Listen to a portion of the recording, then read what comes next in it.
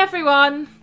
Last September I went to San Francisco, and for me, living in Scotland, that was an 11-hour long-haul flight, and also a little bit scary because I hadn't been on a long-haul flight in about 15 years and I had no idea how to pack for it.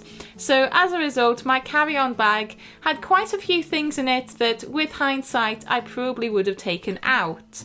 So today I thought I'd share with you some of the things that I have in my carry-on bag that I probably wouldn't bother with again. Now, before I go any further, I'm just going to point out that the items I've picked out here are personal preference. They're things that I've packed in the past and found that I don't need, although maybe you feel differently. So if I recommend not packing something that you feel is absolutely vital, I'd say pack it, because you really don't know what's going to happen.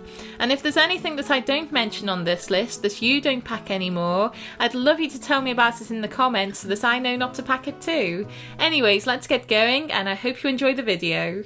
The first thing that I packed on my long haul flight that I probably wouldn't pack again is several different types of wipes. When I went to San Francisco, I had 3 different types of wipes with me. There were face wipes, hand wipes and deodorant wipes. And if I'd thought about it, I probably would have realised that baby wipes do all 3 of those jobs.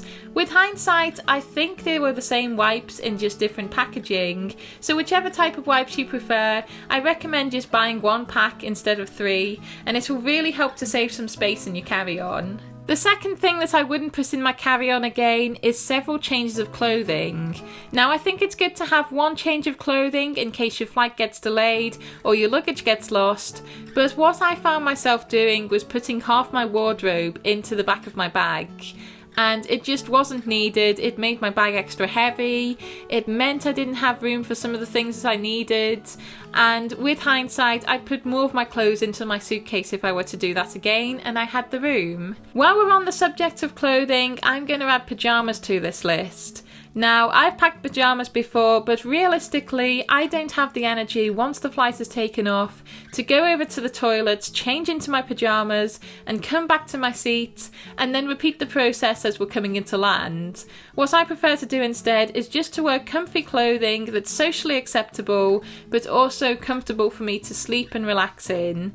And that pretty much does the same job as pyjamas. The next item on my list is books. Now, usually when I'm reading, I prefer a real book to a digital one, but when I'm travelling, my bag is heavy enough without having books in the back of it.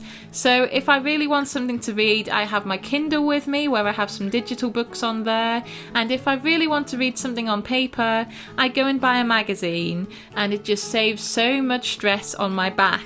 And my last item is earplugs. When I was looking up travel essentials for San Francisco, it seemed vital that I had to buy some earplugs. And I bought them in September. I've been on quite a few flights since, and they've still not been used. I suppose it depends the sort of person you are and how noisy the flight is, but certainly in my case, I don't really need them. And if I really find myself missing a pair of earplugs while I'm on the plane, there's usually some courtesy ones given to you at the beginning of the flight, so I can always use them instead. Ultimately, when it comes to packing for a long-haul flight and thinking about what's in your carry-on bag, I highly recommend trusting your instincts and also fighting the urge to overpack. Thank you so much for watching, everybody. I hope you enjoyed this. I hope it was informative. And if you have any items that you don't feel are vital for your travel, I would love to hear about them down in the comments. Thank you so much for watching, everybody, and cheerio. Thanks again for watching, everybody. If you want to see more content from me, I've got my San Francisco travel vlogs over here. YouTuber recommended a video you might enjoy over here. And if you want to subscribe to see brand new videos every week, there's my subscribe button. It would help me out so much. Thanks again, everybody, and cheerio.